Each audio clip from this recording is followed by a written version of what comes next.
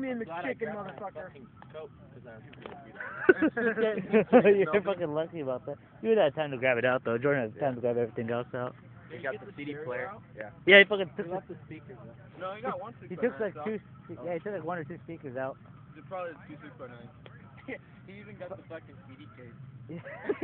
What CD case? I don't know. CD. Yeah. Did you get his brand new CD out of there? Fucking Eddie Money? Got two tickets to Cincinnati. He was. I don't even know who he is. I don't like him. He's just being weird. He's a nice, really nice guy. Oh yeah, he's a pretty nice guy. He's just fucking. Yeah. It was hilarious. His dad's a fucking poet. Is he? Yeah, dude, they fucking took off. That's not them right there, huh? He left. It's in the back seat.